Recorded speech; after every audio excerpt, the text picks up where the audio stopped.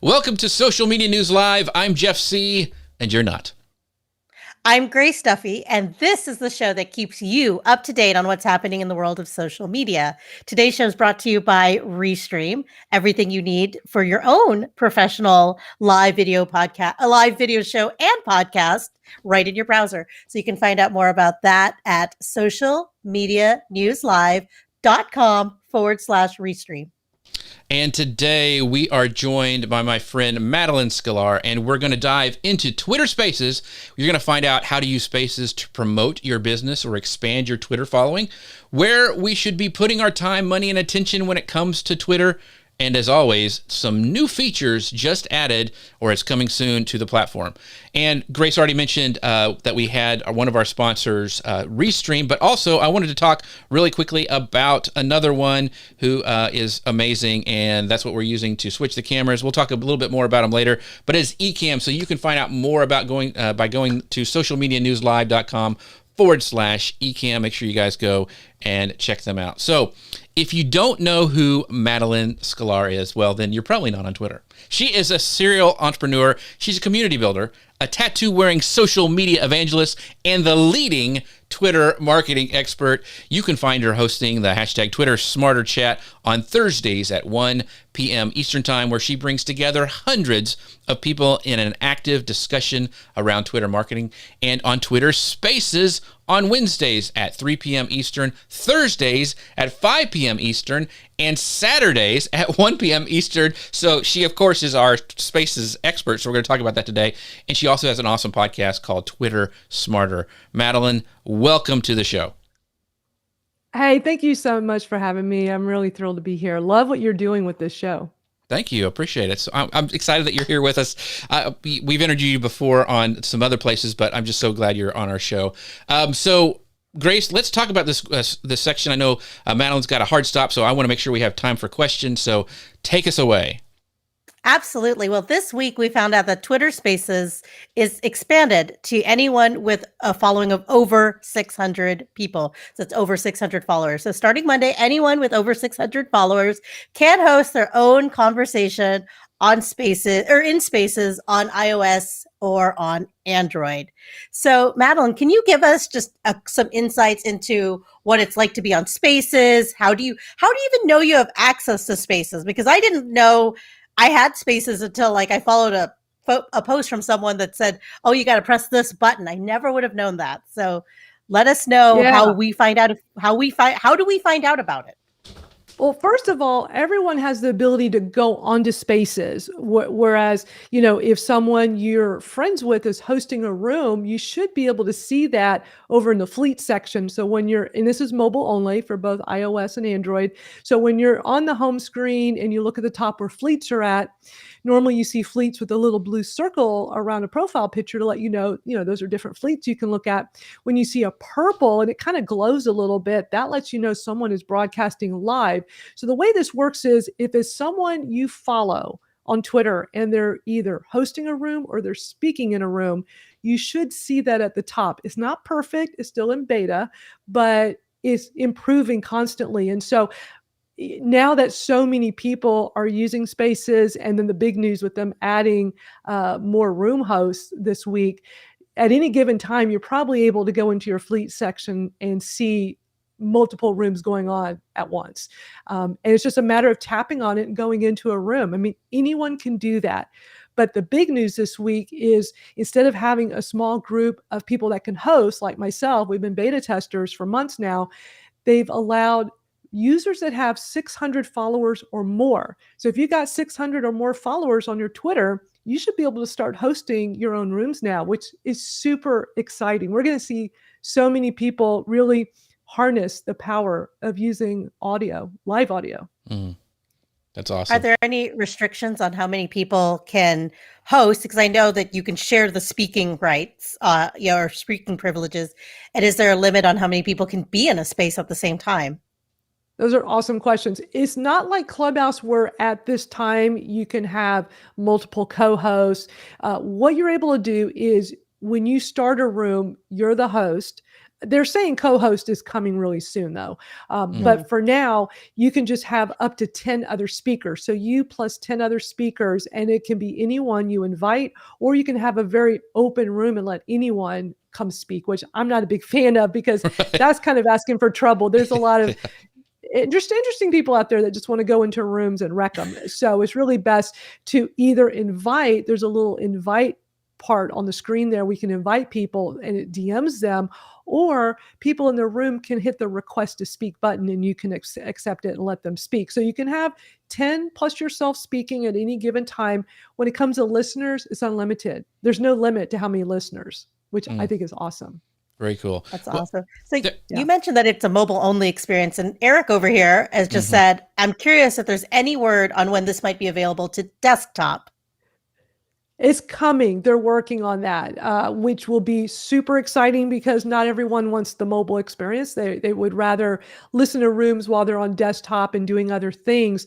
Plus, what I'm really excited about is using Spaces to record for podcasting. Right. And so Twitter has said publicly that they are going to work on a native record feature at some point. So I'm thinking that'll come out once they have a desktop version, because that would make the most sense. Now, I've been experimenting with recording my rooms, but I had to go buy some extra gear because I'm doing it through the phone. So I've got to have like a Zoom recorder and a whole bunch of cables and splitters and stuff. But I've been experimenting. It's been working pretty good. Oh, we need to talk because I've figured it out for Guy Kawasaki on his podcast, as well as here as being able to do that with the Roadcasters, how we're doing it. So yes. We've got some great questions. So like Kristen says, great tips already. Madeline, loving Twitter Spaces. And Mark says, good morning. Thank you, Madeline, for coming on today's show. Yeah, thanks, Mark, for tuning in as well. So one of the, you mentioned like people coming in to like wreck your room. And so I guess the question I was going to ask is like, how do you manage the conversation? What are some tips that you found with all your experience with Twitter Spaces, like to keep the conversation going, or how to make them engaging and interesting so you can keep that audience? Do you have any advice for people?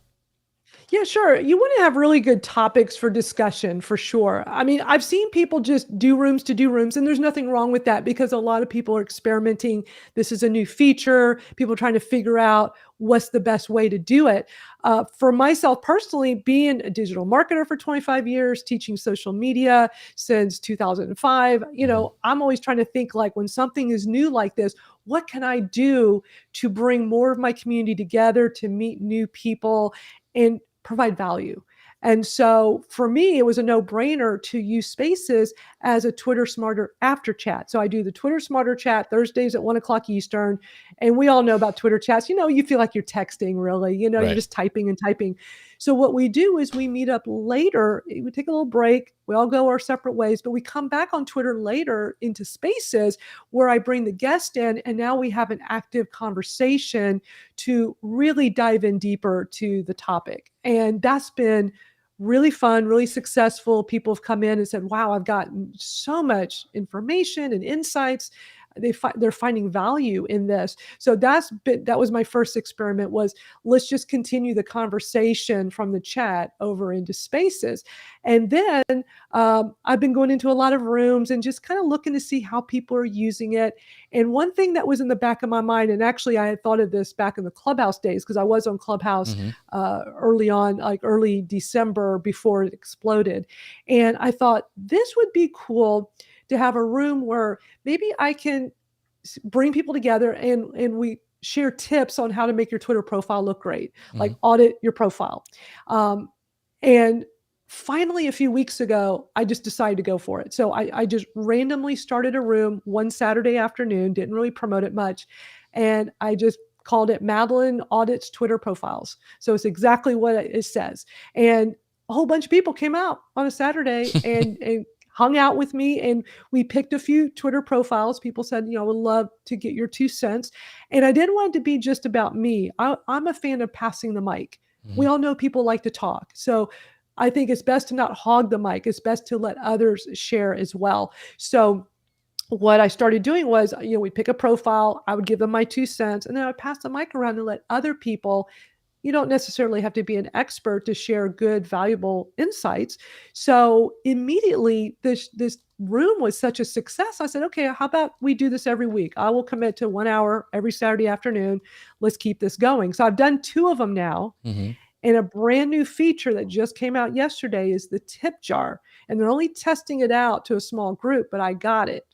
And I'm really excited to see, because I'm all about experimenting. Like, let's try things and see if it works. If it works, great. If not, okay, let's try another way or another angle at it.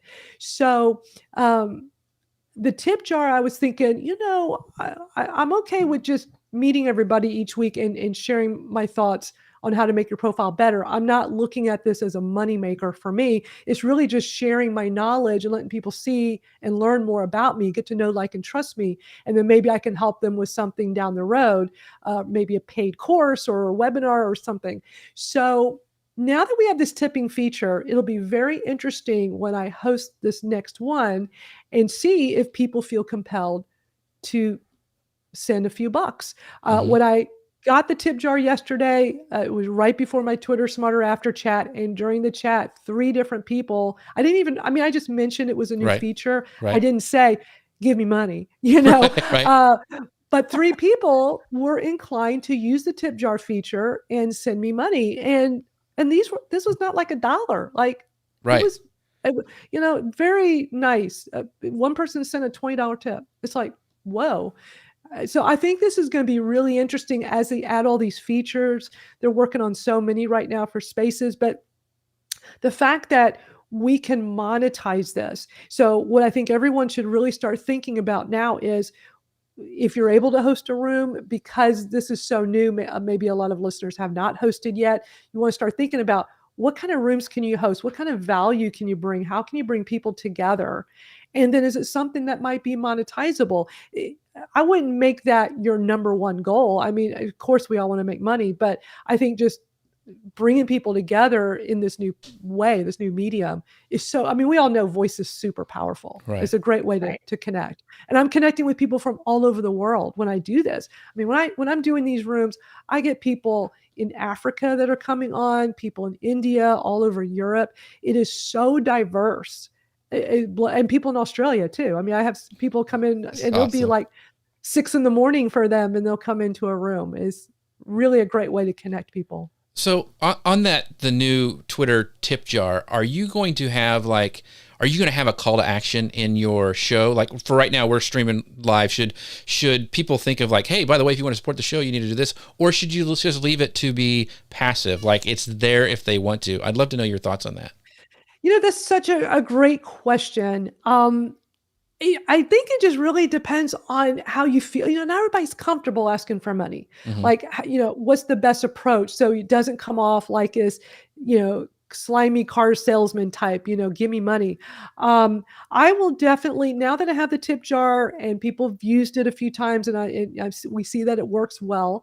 What I will probably do when I'm hosting my rooms is just let people, I'll probably mention at the beginning, maybe halfway through, and again at the end, like, hey, if you feel inclined, feel free to tip. That's what the tip jar is for, if you're getting a lot of value today.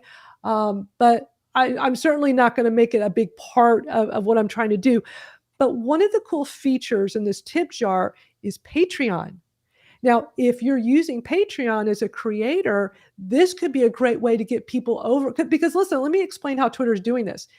When you go and add these, let me tell you what your choices are once you do get tip jar. Is Bandcamp, which is for musicians, is a website where bands can sell their music. Cash App, Patreon, PayPal, and Venmo. What's interesting with PayPal is all it's doing is you put in your user name or your email, like PayPal, your PayPal email, username for your Venmo and Cash App, Patreon, your username. Nobody's logging in, because there was a big debate yesterday when this all came down and became live. People are like, well, wait a minute. We're going to be giving Twitter all this private information. No, Twitter is just acting as a vehicle to send them over to these. So the other big thing that happened was, people were doing screenshots and showing that when you tip somebody with PayPal, it sends the receiver of the money the personal information, like the person's name and address that they have on file at PayPal. And Twitter says, okay, we didn't know this. Thanks for bringing it to our attention, but that's a PayPal thing. And hopefully PayPal will listen up that people don't like that. I mean, who wants, you may not want people to know where you live, right? So there's still a lot of things to work out, but I'm excited that for us marketers, we could take this new Spaces service, this new feature, and find ways to monetize it. And with my rooms that I'm hosting, I'm doing different things. The Twitter after chat, where I'm have the guests, this new auditing Twitter profiles, where we're providing a whole lot of value to help people. And my third room is a really fun one to call it All Things Audio, where a friend of mine, a colleague of mine in Europe, just is so into audio. She's an audio expert. So last month I said, hey, why don't we start a room together? We'll be co-hosts and let's just talk about all things audio. And we've done it for about a month now, and it's just been fun.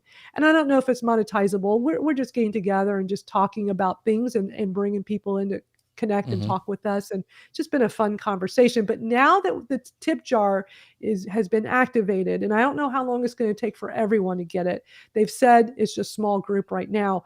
But what's great about this, it now makes you start thinking about, okay, how could I monetize this? Yeah. So I got Peg told me about it yesterday, Peg Fitzpatrick. And so I had it too. So I set it up. So it is really easy. You just enter your username. And so I was really excited. And Mark brings up a good point. He goes, the tip jar could be a fantastic platform for donating to a current cause organized by the host, etc. Yeah, Mark, that's a great idea too. And Gary also says this. He says, my friend Jason Freddy and sings songs on Sunday, pageant of the mattress, and he points to PayPal, so he could use this as well. That's a great point, Gary. And then Andy, hey Andy, love you. She says, of course they came out on a Saturday morning. Madeline, we love your Twitter-liciousness. So I love Andy Lyons. Thank you, Andy, for that over on YouTube. So, and Kristen brought another great point, says, I do prefer rooms that have a purpose and aren't just for open chatting, better use of my time to tune in. And the last question I wanted to pull up was by photography by Brian. He goes, is this, now that there's 600 greater followers that you can apply for Spaces, is it rolling out to everybody? Is it just US? Do you know the answer to that, Madeline? Great question. So I just read something yesterday that says is for English speaking accounts. So apparently if your account is set to English, then you're supposed to be able to get it. And you'll know when you have it because there'll be a screen that pops up to let you know. And I have some screenshots I can kind of show off if you want. Sure. But here's the tip I want to give, though, that will be super helpful. What you want to do today is when we're done with this conversation, or right now, it's up to you, go to the App Store. I'm on iOS, so I go to the Apple App Store. And for Android, go to where you can download. Go to the Twitter app in the App Store and make sure you have the most current version. Twitter has been updating the app very frequently due to all of these updates. They've been constantly making changes to Spaces for months now. So you want that most current version. Now, my iPhone is set to auto download all new apps, but for some reason, it doesn't seem to be doing it for my Twitter. So I make sure once a day, I just go manually check in the App Store just to make sure I'm using the current one. Right. Good tip there, because I had to do the same thing. So it is updating all the time. Yeah, absolutely. Yeah. So Madeline, can you schedule a space? Because I had a little sad experience at Spaces earlier this week because I found out I got it and I got on there and then I was just like crickets, right? So there wasn't really, I didn't know if there was a way that you can let people know that, hey, I'm going to be here. Like you have these set times that you're there. Is it something that you can schedule, or is it something you're just promoting and then you show up? How does that work on Spaces? I'm having to promote it. Currently, as of right now, there is not a scheduling feature. They are coming out with it. If you go to the Twitter Spaces profile, it's just at Twitter Spaces. They did put a tweet out on Monday showing all the things they're working on. That was the day they released the 600 or more followers. And it lists all these different things. They're going to be offering a ticketing system at some point where you can charge a ticket for admission to your room. That's going to be interesting. Co-hosting, scheduling, and improved captions, because they have been experimenting with captions. They're not great, but they're working to make it better. But that scheduling feature is going to be so important, Grace, because you're so right. I mean, if I just go start a room right now, it'll be crickets until people come across it, which can be hit or miss. And one thing I've noticed, and I think again, it's because it's still in beta, is that we know you can find it in the fleet section, right? But there'll be times where I know a friend of mine is doing one right now because they've scheduled it. And I look in the fleets and it's not there. So what you want to do as a backup, if you know there or that there's one going on, go to their Twitter profile and hope that they tweeted out the link. Also, currently, you can't tweet out a link until you go live. Like once the scheduling feature is in place, it'll be like Clubhouse where you'll get a URL and you can promote it and you don't have to worry about it anymore, right? You can get the word out. And when you start the room, you don't have to worry about fumbling to get that link out so quickly. But what I find is that every time I host a room, the first thing I do when I go live is once it connects, I go tap on the icon that lets me share the link out to my Twitter feed because, again, not everyone's going to see it in fleets. I want to make sure that if they go to my profile, they'll see it there. Also, over the weekend, they're testing it. So I don't know how many people have it yet, but I have it. When you're scrolling through your home feed, so you're on the home screen, you're scrolling through and looking at everybody's tweets that you follow. They're now testing a new feature where if someone, as you're scrolling and you see someone's tweet, if they're in a room right now, whether they're hosting or speaking, it'll also have that purple glow around them. And so I noticed it, I think it was last Sunday, and I was like, whoa, this is really cool. And sure enough, Twitter announced that they're testing this as another way to discover rooms. So you can just be going through your Twitter feed and see who's in a room. Awesome. Absolutely. That's cool. Well, I was going to ask you too if there's some interesting ways that you can promote it. And Emily down here in the comments actually had a really cool question. She asks, what about using third-party apps like Zealous to create and post schedule events to promote? Does that work with Spaces right now? Yes. Hi, Emily. Absolutely. A really good friend of mine, Joseline, who I met through Spaces, didn't know him prior to Spaces getting on there. And he's been hosting amazing rooms. He's kind of become the Twitter Spaces ambassador. He goes from room to room. He'll promote them. He just spreads the word out about everything with Spaces. And he uses Zealous. I had not heard of it until I saw it through him. And so he's using it to schedule and help people, have that reminder, which is cool. So yes, a third-party tool. Here's the thing. There's only so many features at the moment. It's not anywhere near where Clubhouse is getting there, but a scheduling feature is so important. So what you want to do is find other ways to get around that roadblock. So using a third-party tool for scheduling is great. For me personally, I'm just a big time, let's promote the heck out of it. That's what I do. So I just do lots of tweets. I schedule them out. I make sure there's plenty of information so that people can learn what rooms I'm hosting and know when I'm hosting it. And I just keep putting those out there. I hired a graphic designer to make some cool JPEGs for me to help promote my 3 different rooms. Awesome. That's awesome. So at the beginning of 2021, maybe end of last year, you talked about, you had two posts on your blog about Clubhouse. And I know you mentioned that you were active on it. Now that Twitter Spaces is open and it's expanded, have you seen a migration from Clubhouse over to Twitter Spaces? Are you still spending time in both, or are you choosing Spaces over Clubhouse? How is where's the audience right now? That's such a great question. I think a lot of them are still on Clubhouse. I'm seeing more and more Clubhouse people coming over to Spaces, and people that host rooms in Clubhouse are starting to host room in Spaces. I think a lot of people are dipping their toe in the water to see what all can I do here. Is it worth me leaving Clubhouse? We have to remind ourselves, Clubhouse was a brand new app when it came out. So that means when we signed up, we started at 0. We had no followers. Nobody knew who we were. Right. We had to build it up. The beauty of Twitter Spaces is you're using your existing Twitter with all your followers, your community that you've already worked so hard to build up. So that's a big plus to a lot of people. So I'm starting to see more of a migration, but it looks like people are still holding on to Clubhouse and not letting it go completely. I think we're just going to see that less and less. I'm sure you've heard that there's so many less downloads of Clubhouse. Right. Seems like every month is going way, way down. It's kind of reminded me when Meerkat was the big live stream app. Right. And they were the big darling. I think it was 2015. And then here comes Facebook Live and here comes Periscope, and it just killed them, Yeah, so, I heard you talking about that last night. Yeah, I agree. Yeah. I agree. So, well, that leads in right to some more news, Grace. So talk about this, because I'm hoping Twitter may see this and follow it, or it may be a last ditch thing that Clubhouse is trying. Report on this for us, this Clubhouse news, Grace.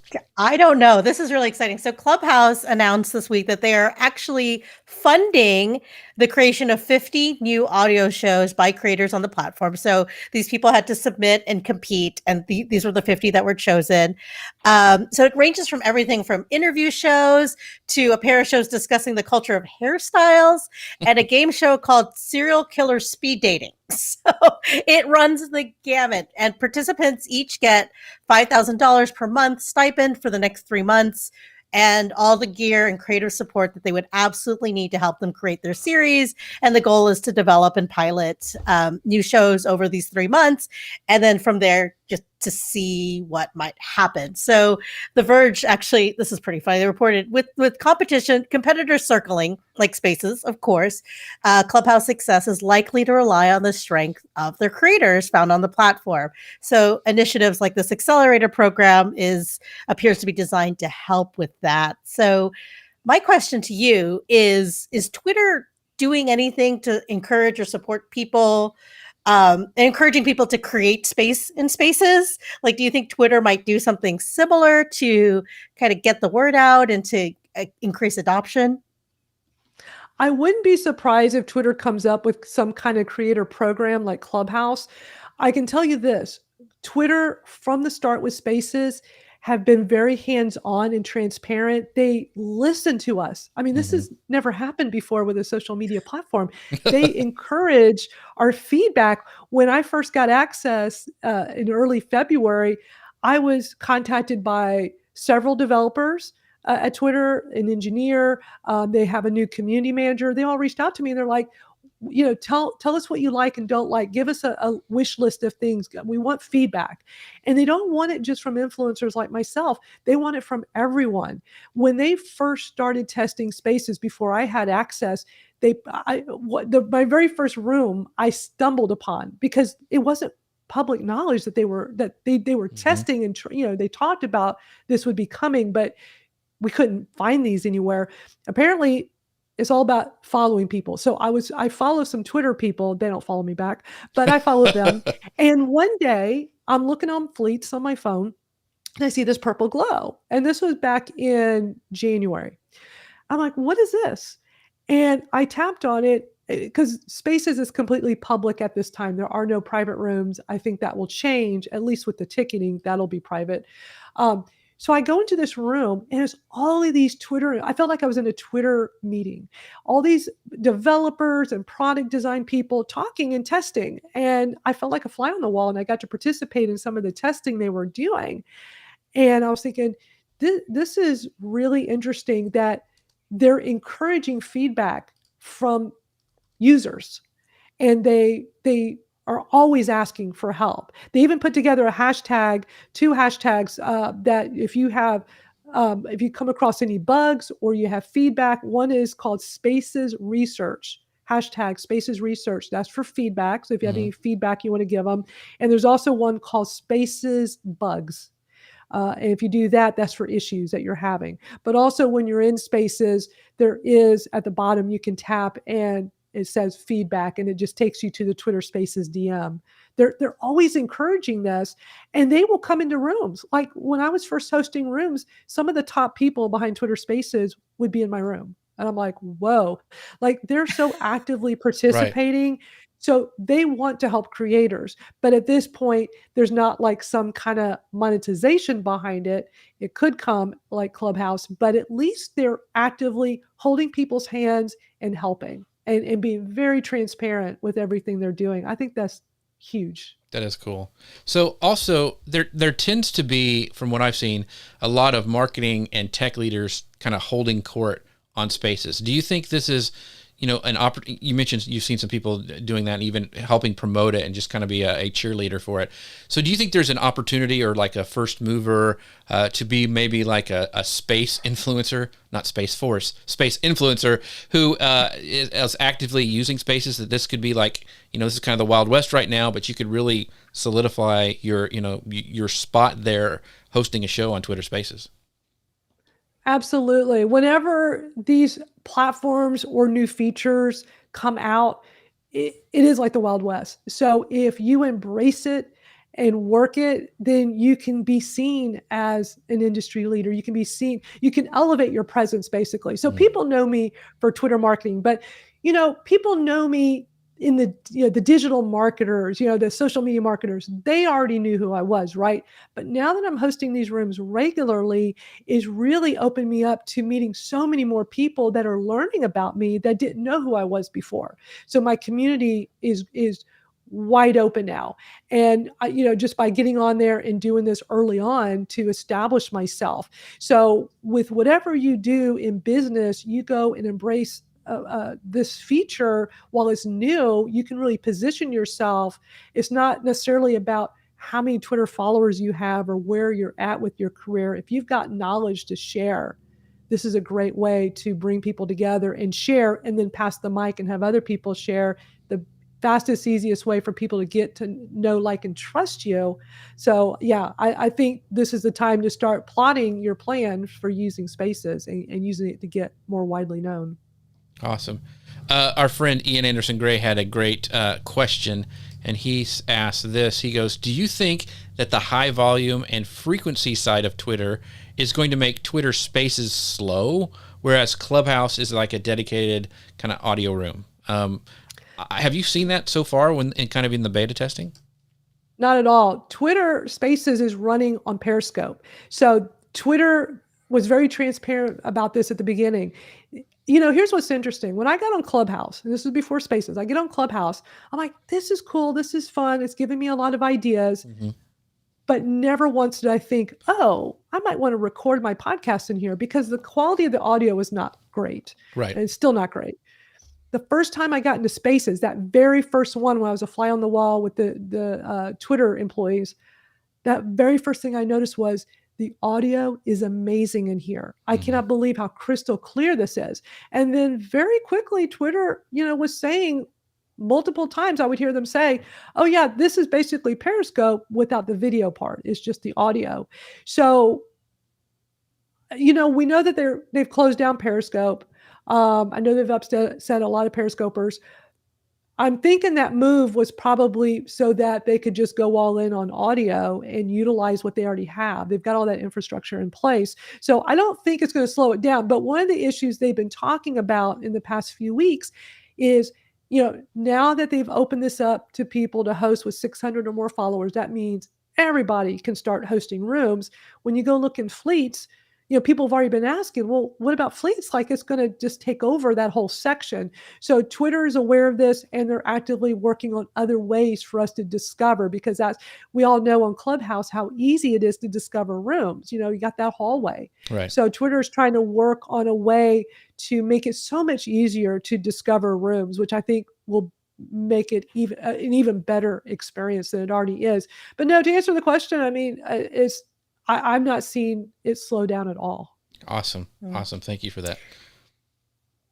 So I have a question about finding new rooms. You're talking about the discoverability. So at the moment, it seems like you can only see rooms from people that you're following. So I saw yours because I follow you, of course. But if I wanted to discover someone else talking about something I'm interested in, like a TV show or whatever, is there a place on Twitter where you can discover rooms, even though you're not following any of the speakers or the people in it? That's such a great question. Well, first of all, it is not just someone hosting, it's someone speaking. So, I mean, I'm meeting so many people I didn't know with room topics that are beyond just what I do with my work, just because it's all about with who you're following. So, for instance, if you're speaking in a room right now and it can have nothing to do with social media and digital marketing, but you're just in somebody's room and you're one of the speakers, I'm going to see that because I follow you. So I think that's why it's great that they've made this, that it's not just about the host, it's also the speakers. So I feel like that right there alone allows you to meet a whole lot of people you don't already know, and all kinds of topics that are not necessarily related to the work you do or your current interests. So somebody has hacked a link. I don't know it off the top of my head, but using the advanced search and putting in a specific line of text that will open up and show you just all live rooms at the moment. But it's not, it's a little too much, and it's not really done well. So it's just a hack that somebody figured out. But Twitter is actively working on making this an even better experience. So I have no doubt that they're coming up with better ways for us discovering rooms. Gotcha. It's coming. Speaking of a great way to build community, you should have your own live show, like what we're doing right here with Ecamm. All this cool stuff, switching screens, everything. It's amazing. I just love Ecamm to death. And by the way, you can go find out more at socialmedianewslive.com/Ecamm. You can also use it as a virtual camera. In fact, I use this camera when I'm doing a Zoom call or something like that, and then I can bring up my own call to actions, and they can't do anything about it. A little secret hack there. But anyway, make sure you guys check them out at socialmedianewslive.com. It's /Ecamm, socialmedianewslive.com/Ecamm. Go check them out as well. And it fits right in with Ecamm. Grace, you actually work there. So talk about that real quick. Yeah, so the reason why we're going to Facebook and YouTube and LinkedIn and Amazon Live right now is because of the power of Restream. So it allows you to go to over 30 different platforms and download the audio. And so you can distribute your videos as podcasts as well. So you can find out more about that at socialmedianewslive.com/Restream. Yeah, we get so excited we can't even say the URL right. But I know. We can't even say our names. I'm so excited Madeline's company. here because she is, if you can't tell, she's amazing on Twitter. And by the way, I want to say this for the podcast. Make sure that if you're trying to figure out how to find Madeline, make sure you go to @Madeline Sklar. That's where she is everywhere. And that's spelled MADALYNSKLAR for all you guys listening on the podcast. Make sure you go check her out. If you want to know how to do a Twitter chat right or are interested in just being part of her community, make sure you go check out those at the #TwitterSmarter. She's amazing. But we have some more news. We got to get this in real quick before Madeline has to leave. But I wanted to talk about this is Twitter acquires this subscription service, Scroll. So earlier this year, Twitter acquired a newsletter creation platform, Review. And I guess it has been, they've been using this as an integration. And it allows you to create newsletters and subscribe and get people to subscribe to the subscription service. And it's slowly coming into focus. Now they have acquired Scroll, and this is a startup that partners with publishers that can allow readers to view their content ad-free. So the company really hasn't detailed exactly how such service is going to work, but Engadget reports that this review platform is also really has a really bunch of features that are really, really cool in it. So, Madeline, I want to know what your thought of this acquisition is. And this whole newsletter subscription thing to me is a little odd because I'm wondering where Twitter is heading. Do people really read like articles or newsletters on Twitter? Because I know a lot of people are there on mobile. I'd love to know your thoughts on this.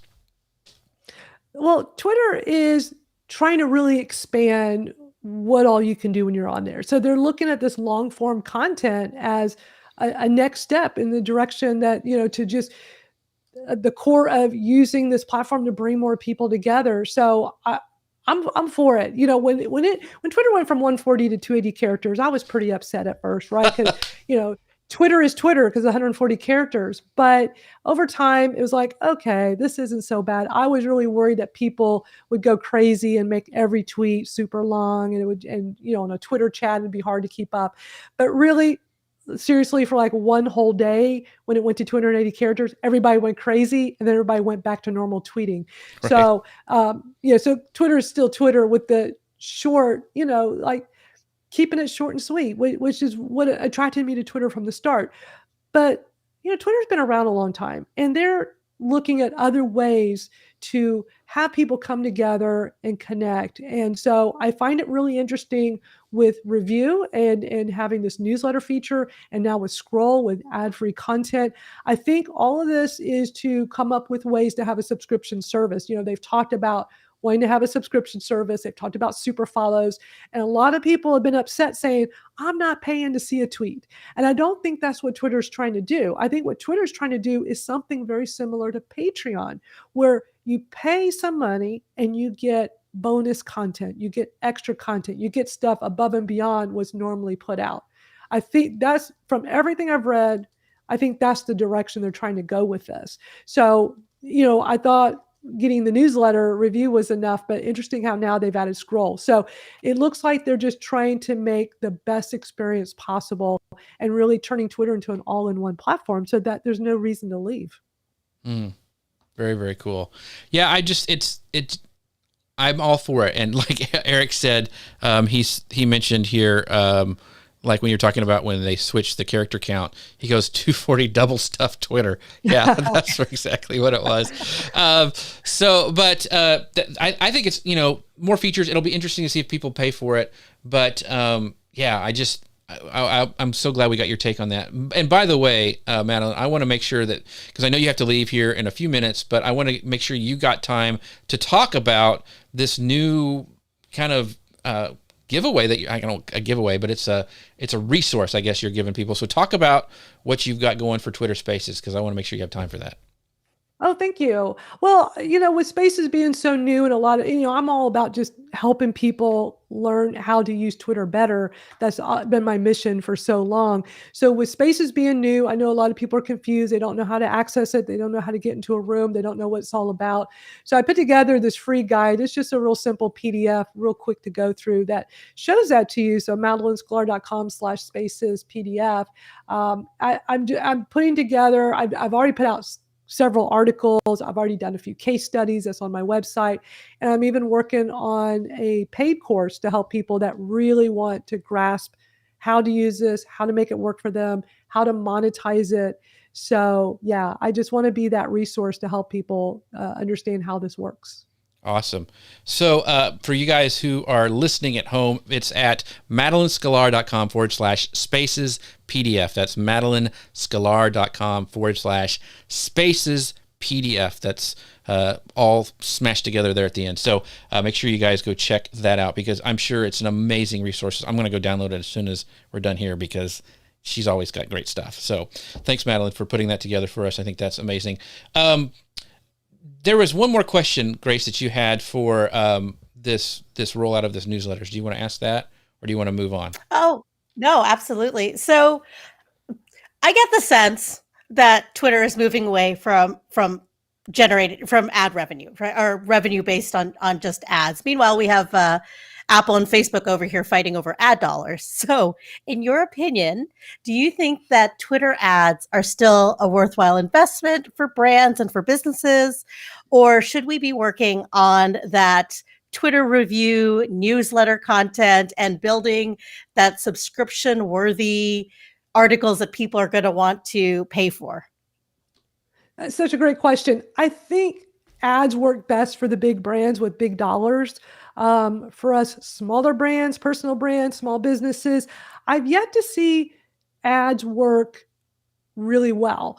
The one thing you can get with Twitter ads is the impressions, of course, and it doesn't matter where you advertise. I mean, we know it'll get seen, but will there be a return on the investment? Not necessarily. So I think looking at these new features that are going to be coming out with a subscription model, I think that would be a good way to go, is my thought. Awesome. Yeah. Well, Madeline, I know we're at your time right now, so I want to let you go ahead and go. We've got one more piece of news that we're going to cover. But everyone say thanks to Madeline in the comments, and I'll make sure to bring up all her stuff that you can find out in all her giveaways and all that here in a second. So thanks, Madeline. We appreciate you. Thank you both so much for having me. I just love the show. You both are doing a tremendous job. So Grace and Jeff, thank you. This has been so much fun. Thank you. Thank you, Bye, Madeline. Awesome. So we have one more piece of news that we want to cover because I think it's kind of cool. But it's actually, this came out from The Verge, and Twitter has rolled out full-size image previews on mobile. So this is the headline from The Verge. It says Twitter is running the open for surprise meme.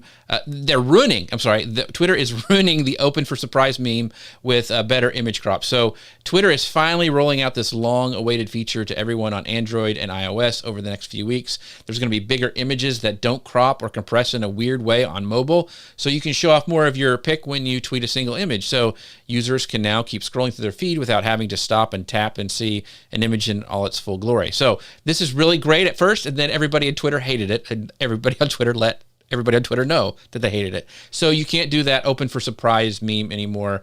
But I like it because I like to see those images. And so especially for artists, graphic designers, when you're scrolling through, not having to do that tap to see their full artwork is pretty cool in my opinion. So that's the news. So Grace, what do you think about this? Do you miss the open for the surprise meme or not? I wanted to know what you thought. No, but I thought that was really funny that was the controversy. I think it was even covered in an article that you sent me from Forbes. It was like, Right. People are hating it, and I opened it up, and it was like their practical jokes are just not funny anymore.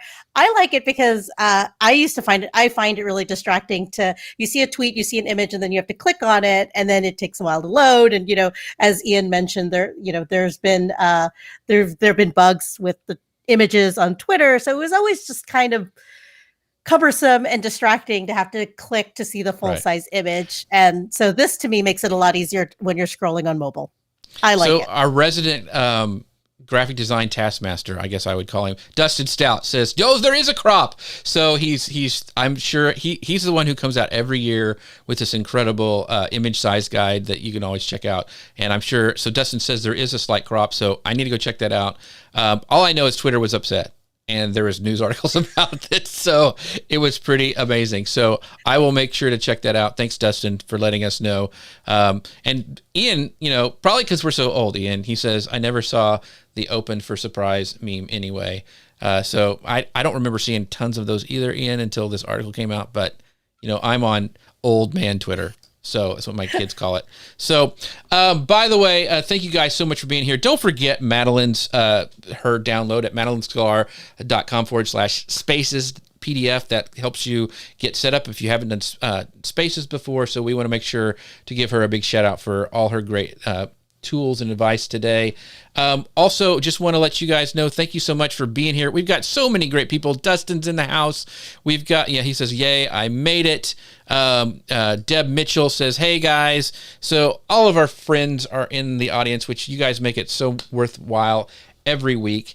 And you know what? If you guys don't know about it, if you'd like to go and actually get reminders about this show if you forget, you can always text us at 903-287-9088. It actually comes to us. There's no algorithm. If you'd like to be reminded about this show, we tweet that out. We don't do spammy stuff at all, but if you want to have some reminders, go to 903-287-9088. Grace, tell us where we can find more about you. You can find me over at the Restream community on Facebook. We launched that a couple weeks ago. You can find that over at Facebook, restream.community. And then you can also find me over on the Restream YouTube channel. So we host a whole slew of shows. So if you are interested in launching your live show, if you're interested in improving your live show, if you're interested in even what it takes to produce something like this, join us over at the Restream YouTube channel and find out all about that. Yeah, and so also want to give a shout out to our other sponsor, Ecamm, who's amazing. It lets us do these cool switcheroos where I can go to Grace like this. I can have overlays, all this cool stuff. They have a virtual camera where you can use in Zoom, all sorts of things. Very, very cool. You can set up, if you can dream your live show, Ecamm can make it happen. You can find them out at socialmedianewslive.com/Ecamm. Thank you guys so much for being here. We're also a podcast. You guys can find us over on all the socials. You can go to, all the not the socials, all the podcast apps. We're at every single one of them. Apple, Google Play, Stitcher, all those. You can find them there. So go check us out. Leave us a rating and review. And our next show is next Friday at May 14th at 11 a.m. Eastern Time, 10 a.m. Central. And we are super excited to have the amazing Brooke Sellis. She is the co-host along with Mark Schaefer on that amazing podcast they have. She's coming by to talk about post-pandemic social media landscape. Because, I don't know, but we're starting to see people coming outside and letting people out in public. You have to wear pants again. So we're going to be talking all about that. What does that mean for social media with Brooke Sellis? It's going to be amazing social. Make sure to check us out. And we're going to be on Facebook, LinkedIn, YouTube, Amazon Live. Thanks to Madeline. Thank you, audience. We appreciate you, and we will see you next time. Bye, everybody. Bye, everyone. Have a good week.